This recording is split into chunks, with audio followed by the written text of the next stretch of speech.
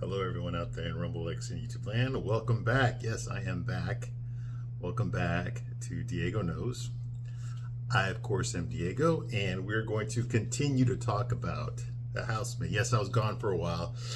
Hey, you know what? Life got in the way. I apologize for the hiatus, but it's really hard to find time to do this. I do this in my spare time. And and I got a kid to raise by myself. Yes, I raised my son all by myself. Okay, and women and stuff, and work, all this kind of stuff gets in the way. And I don't know about you, but we had it pretty tough here. So yeah, but I'm back now, and hopefully I'm back on a regular schedule. Okay, I want to get this movie over with so I can move on to the next movie. Okay, but I still got to get through The Housemaid. All right, so that's what we're gonna do here, The Housemaid. I know it's been a little bit since we caught up. Okay, but what I'm gonna do right now is I want to look up The Housemaid real quick. I just want to see how the movie's doing. What do you call it? Since last time I checked, a couple weeks ago. Okay, now I already told you the movie cost $35 million to make it. Okay, and a big part of that was Sydney Sweeney's salary or whatever she got paid, her paycheck. Okay, so where's the movie at right now? Okay, so the movie is at about $361 million since it came out in December of last year. $361 million. And like I said, it only cost $35 million to make. So yes, once you take marketing and all that, maybe that's 70, 80 million. Okay, everything else after that is profit. Okay, I'm pretty sure Sydney Sweeney is also a producer. Okay, so as a producer, she's going to get a big portion of the back end as well. So this movie's a success all right now. $361 million is not a lot of money when it comes to Hollywood blockbusters, okay? It's not, okay? I mean, look, Avengers back in 2012 did 1.5 billion, okay? The Dark Knight from 2008 did 1.4 billion. Okay, these movies made a lot of money. Okay, Jurassic Park, all of those movies make a crap ton of money. Okay, so by that standard, okay, this is small fry. Okay, but you also got to remember that movies like that, like something like The Dark Knight or something like Batman versus Superman or Justice League, I mean, those movies cost $400 million just to make. So to break even, they have to make like 800 million, $1 billion just to break even. Okay, when you consider the marketing and that the theaters get 50%, and that they only get like 25% whenever it airs in China. So they really have to make a lot of money to break even. It's like a Star Wars movie. That's got to do a minimum of $1 billion. Okay, just to pay the bills for that one, and then everything after that is profit. Okay, so by that, this movie's small fry, but it only cost $35 million. So this is a huge win. Huge win for Sydney Sweeney. After all those damn movies, all that shit that she threw on the wall, something finally stuck. So now the next thing that's going to come out is going to be Housemaid 2 Electric Boogaloo, and that's going to start a whole cinematic, it's going to be Housemaid 3 in 3D, and that's going to start a whole cinematic universe, okay? There's going to be an entire, Marvel universe full of housemaids, okay? And then they're going to make a male version of Housemaid, like they did with John Wick. They made a female John Wick movie. Remember that? Came out last year? The ballerina. I guess what's the name? Enzo, the groundsman. Okay, in this movie, he's gonna go out there and he's gonna go capture all the abusive, cheating wives that have their husbands locked up in dungeons. He's gonna show them the meaning of pain. Yeah, right. Like that'll ever happen in the feminist dominated libtard Hollywood. Like that'll ever happen. They'll never show women do anything bad. You would think, right? Yeah. Because remember, in this movie, we think that Amanda Seyfried's character, what's her name? Nina Winchester, we think that she's a psycho evil woman who killed her own parents. You see what I mean? That's what we think. And then we find out, no, she was just a victim. Just like Millie, Sydney Sweeney's character, is a victim. All the females are victims, except when they're boss bitches. Then they're strong and powerful and don't need no man. No man can hurt them. Okay? They're either that or they're victims. Ooh, poor baby. Those toxic males. Get the fuck out of here.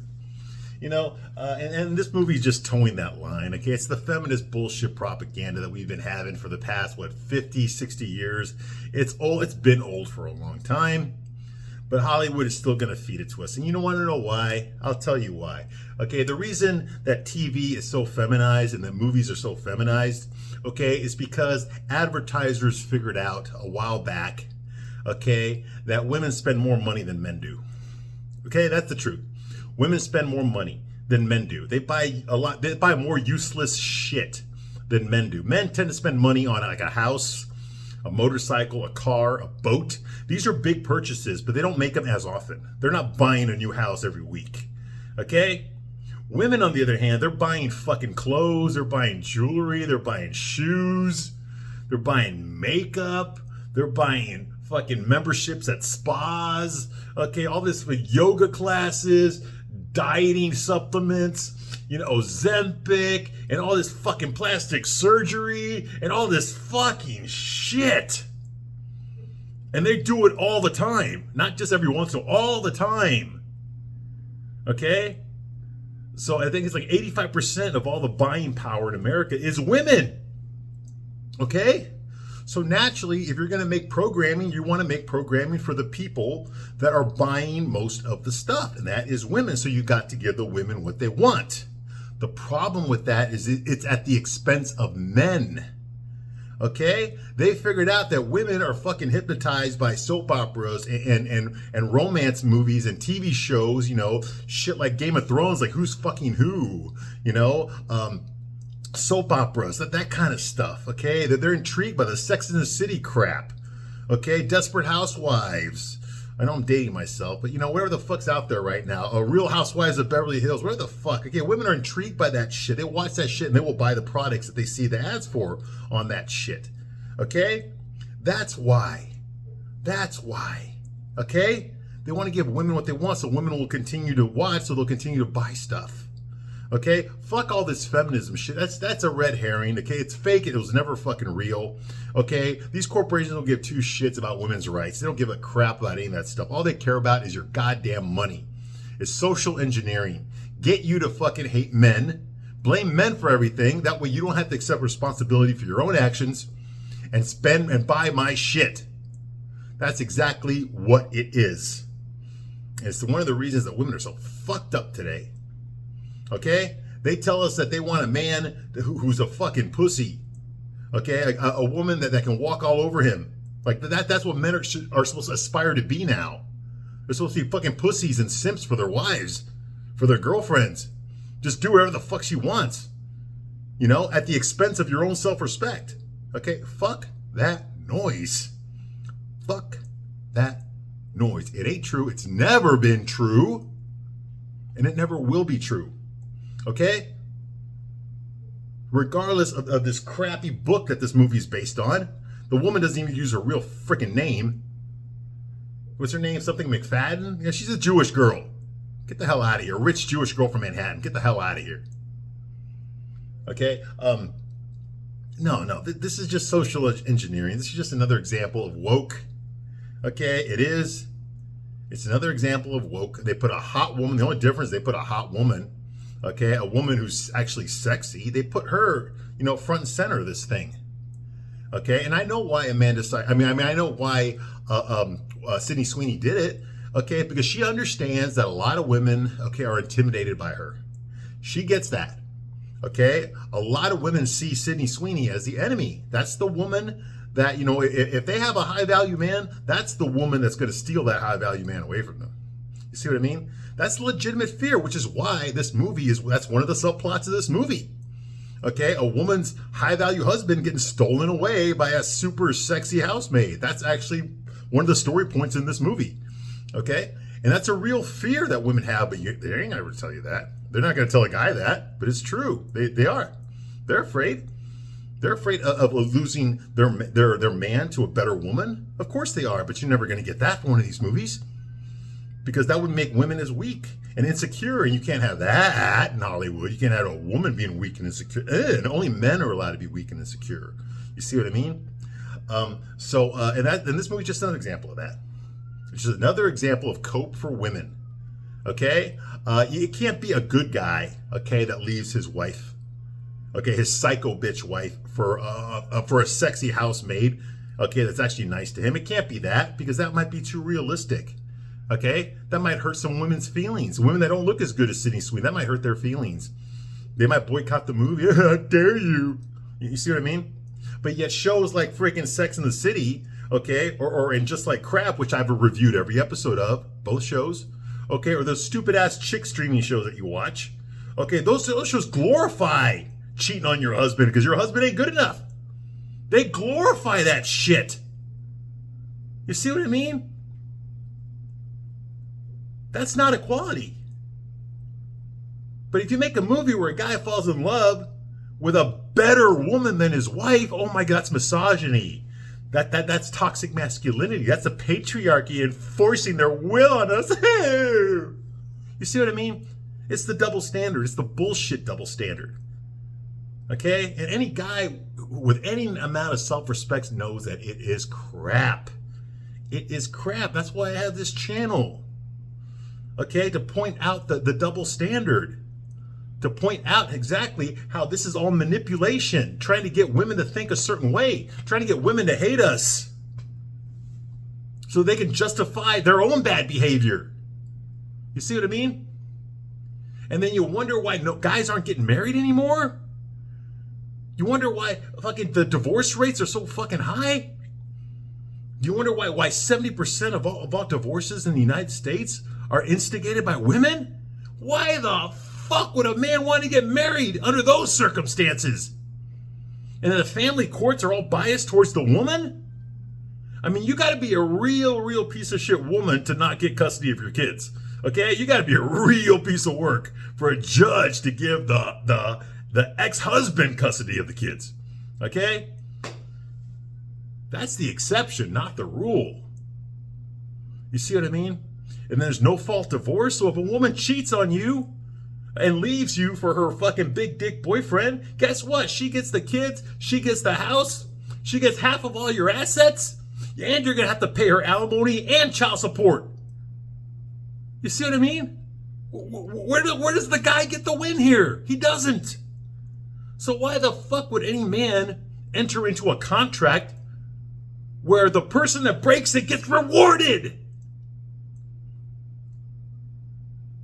Now, the law says they're fair, okay?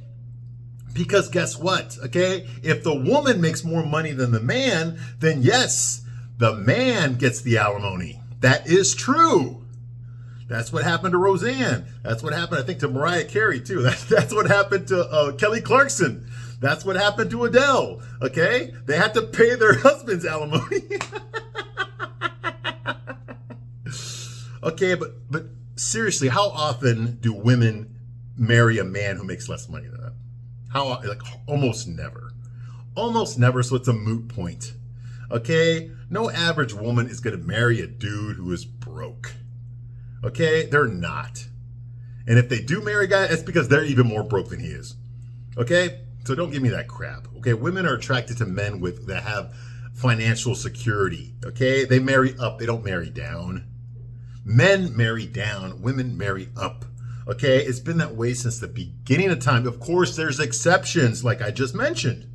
But those are the exceptions that prove the rule. You almost never hear about a woman getting taken for alimony and all that because it hardly ever happens. Because most women marry guys that make more money than them. You see what I mean? So, like, it's a load of shit. This movie would have been fine if they had just, instead of all this crap of making him into a psychopath, okay, all she has to do is take him to goddamn alimony.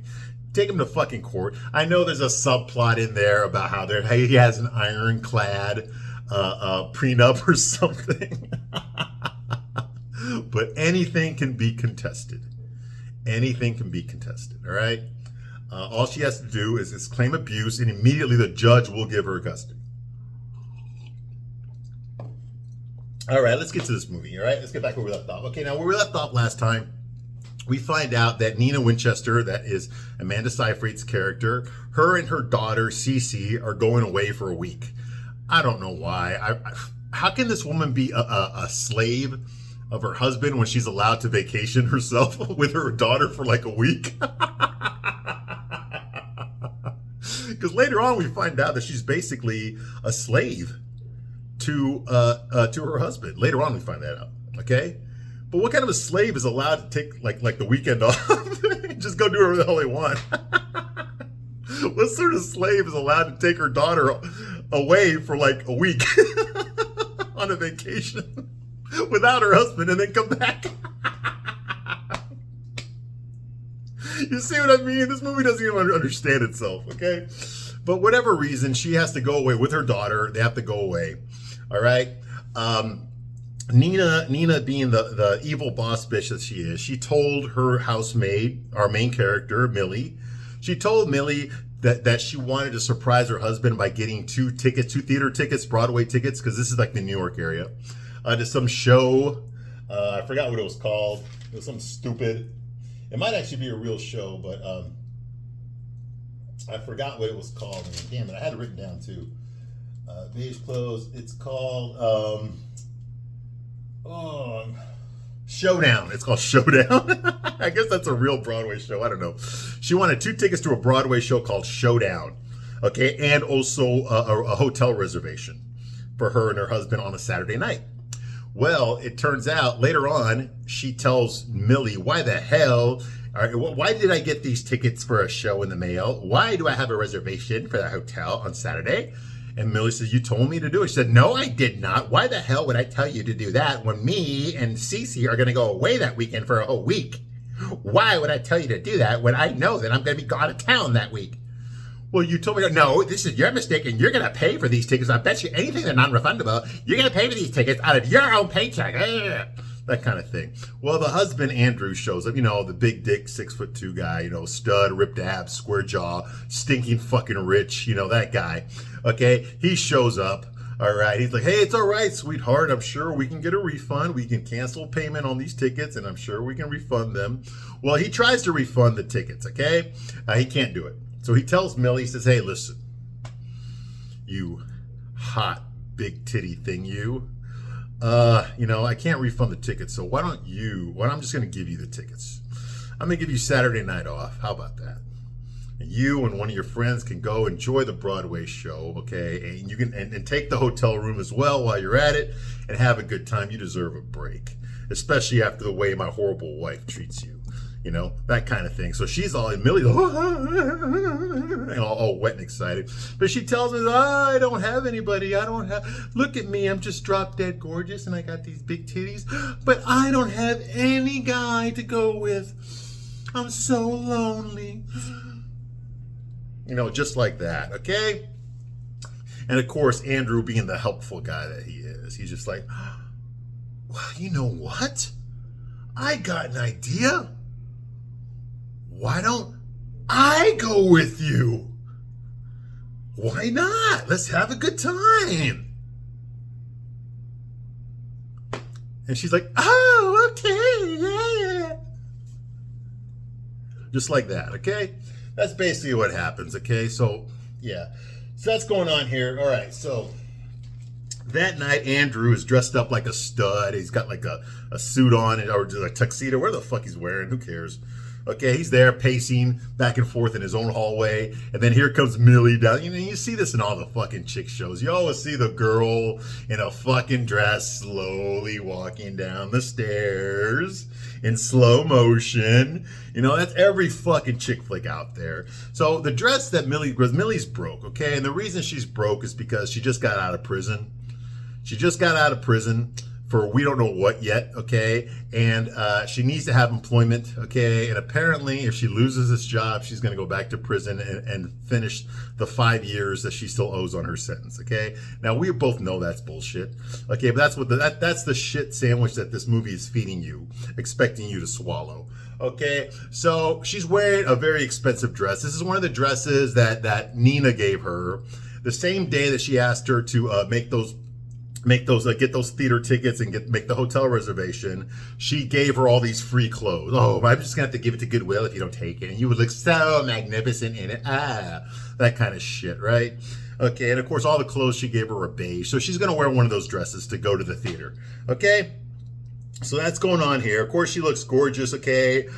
She's wearing one of those expensive beige dresses that Nina gave her, okay? And we hear the stupid-ass fucking soundtrack now.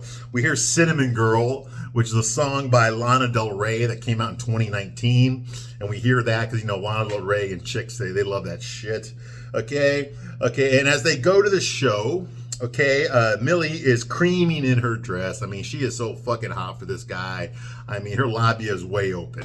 Okay, all he has to do is look at it and she's gonna have an orgasm. Okay, that's how worked up she is. Okay, and they decide to not go home. Okay, you know, they decide to not go home and order pizza, but to go to because the show's over. Okay.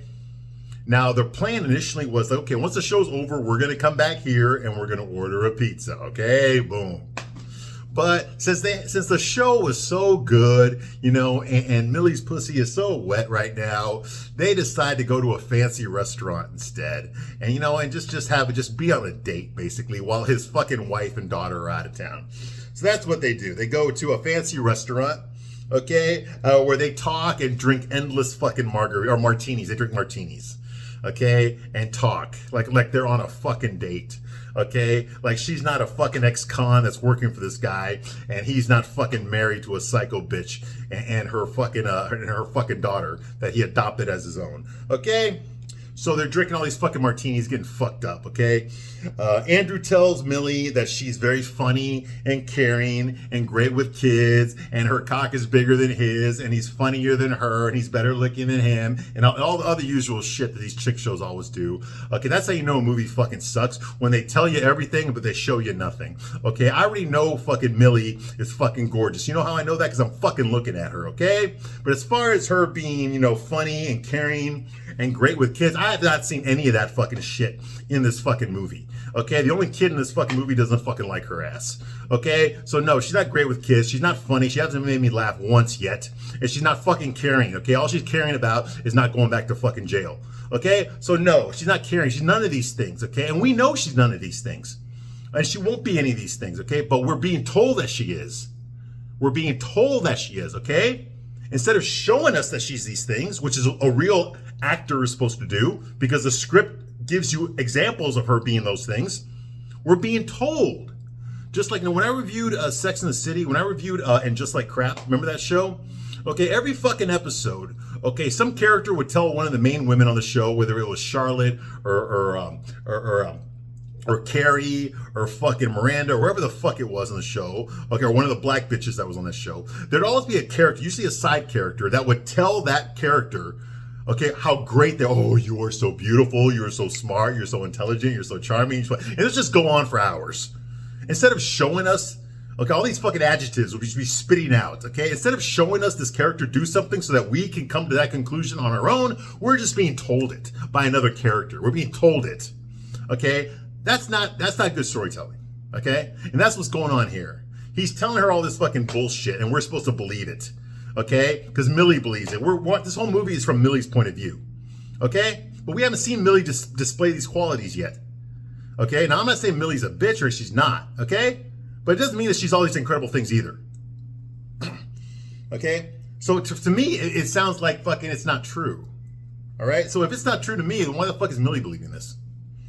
Okay, so that's going on here. You know, he tells her, he's like, I don't get it. You know, you're all these wonderful, incredible things, and your cock is bigger than mine. What are you doing cleaning houses?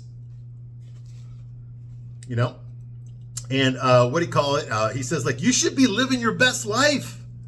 You know, you ever thought about what you would want to do with your time, with your limited time on Earth? Haven't you ever thought about what you want to do with your life? You know, that kind of thing. And she's like, I don't know. Why do you? He says, like, what do you do? And he says, like, I run a data processing company that my father left me. I didn't work for anything. Everything just got given to me when I was born. I get paid a lot of money to do really boring stuff. Isn't that great?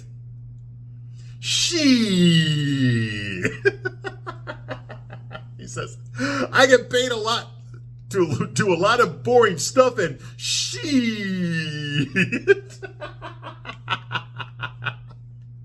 You You gotta love the script writers, man. The woman that wrote the script to this fucking movie, she adapted it from the novel. This bitch, what else was she? What else? She did a show. What was it? Her name was Rebecca Sunshine. She did Vampire Diaries. She did the Vampire Diaries. That's the level of quality we got here. She did the Vampire Diaries. Okay, all right. Moving right along. Yes.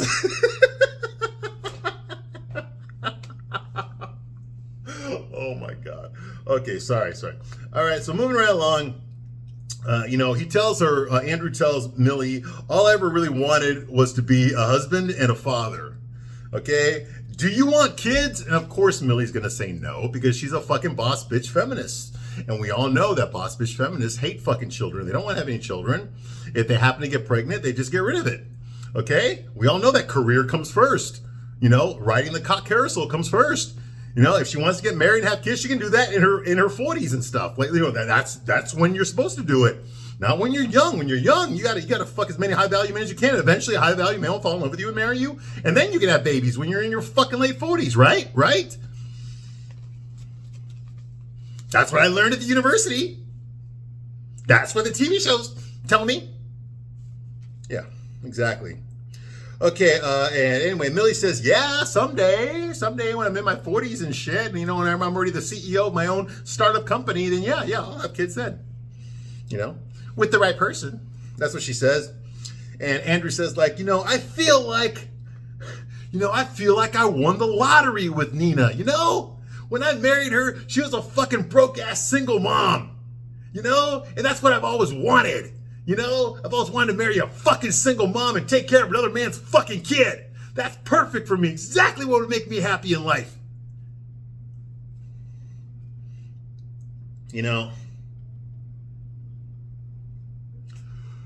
He feels like he won the lottery. Well, let me tell you something, you piece of shit. You already won the lottery. You were born winning the lottery. You were born fucking wealthy, filthy, stinking rich.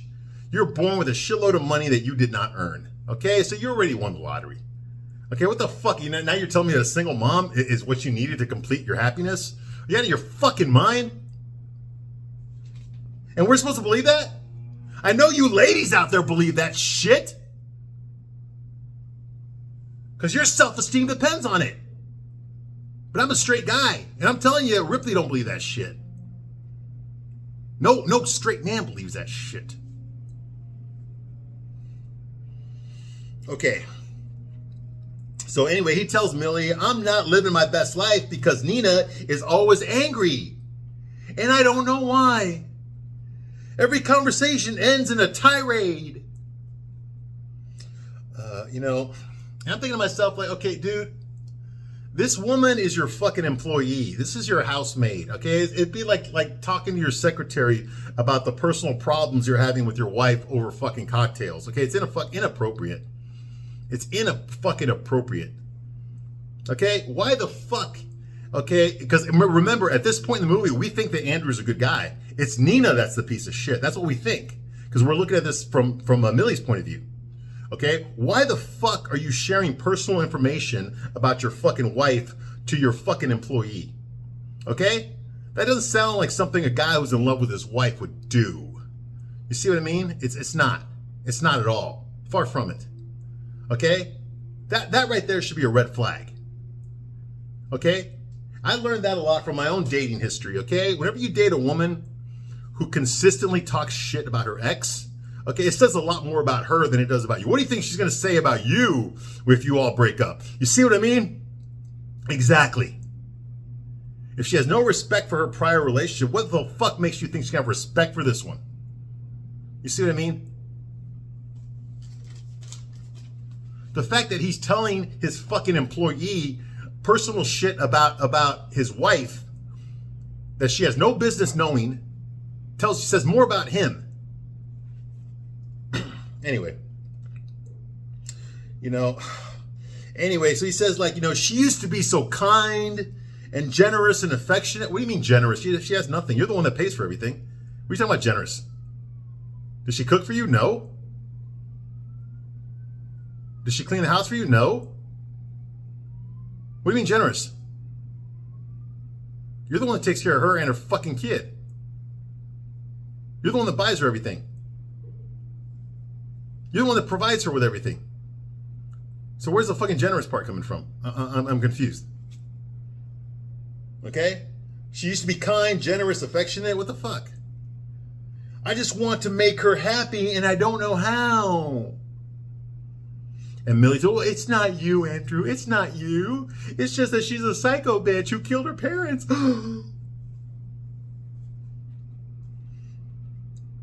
Anyway, Andrew's just like, I hate the way she treats you. I hate it.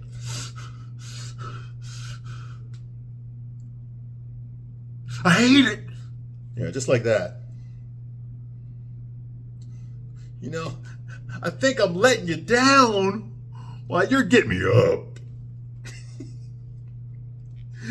No, you're not. No. Just like that, all right? And it's like, you know what, Millie? Looking at those puppies bouncing up and down, let's go dancing. Like that, all right? So anyway, they go on the dance floor. Of course they do. That's what you do with your fucking maid. I mean, he went to the Arnold Schwarzenegger school of taking care of your maid. All right? So anyway, this is going on, okay? And they slow dance, okay? But but they're both too drunk to drive, okay? So while they're dancing with each other drunk, okay, they're going like, oh, you know what? I cannot drive. What about you? And she's like, oh, no, I can't drive either. I'm too horny. So like, all right, then let's just use the hotel. I mean, we already got the hotel reserved, right? We were paid for the hotel. Let's just use the hotel. One room for you and one room for me. And it'll be the same room. That kind of thing, right? Okay, so that's what they do, all right? Luckily, she already booked a hotel, remember? Okay, so they use the booked hotel room, okay, and they get an extra room for Millie, right? Yeah, right. Okay, which is directly across from his room. So you got his room on the right, and then you got Millie's room on the left. Okay? It's very important that their rooms are directly across from each other on the same floor. All right? So that's going on here, okay? They try to tell each other goodnight, okay? And they go into their separate rooms, okay? And Millie has to cool herself off in the fucking bathroom, okay? Because she's like Niagara Falls right now, okay? I mean, it's just running down her legs, okay? She got to do something, okay?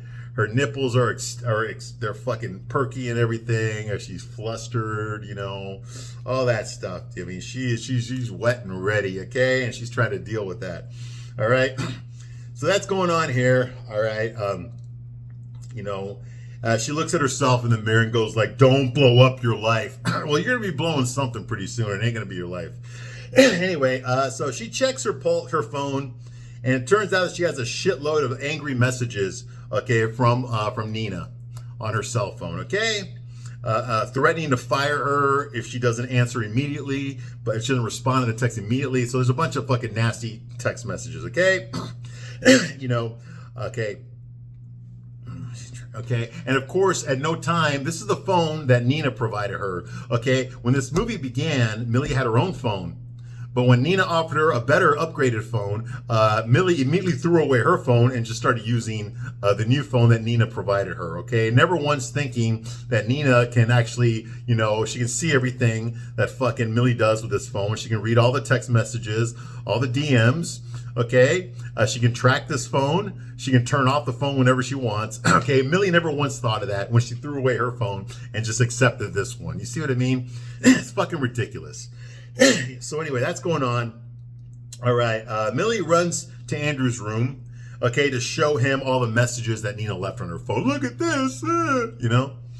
Okay, you know, now I don't know what he said because I couldn't hear her through his fucking hairy armpits. Okay, so he must have said something, but all I could see was the fucking hairy armpits that he had. So that kind of like blinded me there. Okay, it made me deaf to whatever the fuck he was saying. Okay, Millie tells him that Nina wants to ruin her life. Okay, and she walks into his room when she says that. Nina wants to ruin my life. And then she walks into his room, right after saying that. Okay, yeah, him and his fucking hairy armpits. Okay, dude, man, you gotta fucking shave this shit, dude. You gotta shave that, dude. It's fucking, it ain't the 70s anymore, man. Get the fuck out of here, dude. It's 2025. You don't fucking have hairy armpits, all right? It's fucking disgusting.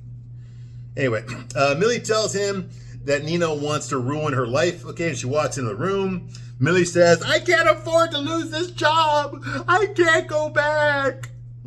Yeah, you can. Yeah, you can. You just tell your parole officer that you don't want to live you don't want to work in a house where they got you living in a fucking dungeon, in a fucking room with one door, okay, that can be locked from the outside, okay, with one window that you cannot open and couldn't fit through anyway, okay, with a psycho employer who treats you like shit all the time and threatens to fire you every fucking 5 hours, okay, and taking care of a little girl who also treats you like fucking shit, okay, and a husband at home who you want to fuck really bad. Okay, no, you just tell them that. You say, "I don't feel safe here. This isn't conducive to me. Okay, I need to find a different job." That's what you do. But of course, the movie ain't gonna go there because you would have to have brains to think of that. Okay, and this movie expects you all to be retarded. Okay, so that's going on here. Okay, Andrew tells her, "Don't worry, you're not going to lose your job. Everything will be okay. I promise. It'll be okay, sweetheart. It'll be okay. It'll be okay. It'll be okay." Oh, yeah, just like that. That's basically what happens, okay? And he caresses her cheek like I just showed you, okay? And then her hair and all that kind of shit, okay? And bullshit R&B music starts playing, you know, the crappy fucking love music and shit, okay? Okay, some black chick singing about fucking getting a dildo up her ass, okay? And they get it on, of course, you know, and then we see some more naked dry humping and shit like that. And you get it, you get where we're going with this, okay?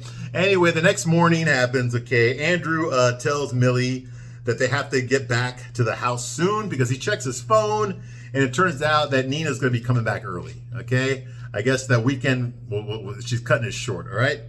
So she's going to be coming back early, okay? So he looks at her. Okay, now she's naked in bed. He's just getting up. He's got his underwear on, you know, Calvin Klein model, all that kind of shit. And he tells her, "Look, I know this is cheesy, but I'm going to say it anyway. I never thought anybody could look so beautiful in the morning."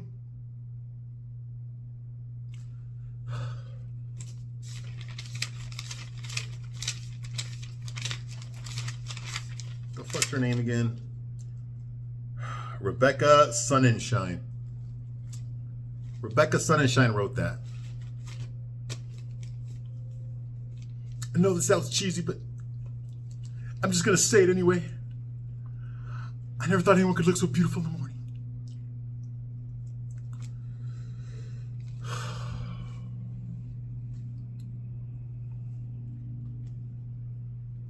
I think the writer's a lesbian. Maybe that shit works on Ellen or something, you know, or fucking or Ellen Page or some shit like that. I don't know. Anyway, he gets out of bed and we get the Calvin Klein ad, of course, you know, his ripped abs and all that kind of fucking shit, you know. And then he looks at Millie and goes like, "Nina can never know about what we did here tonight. Last night."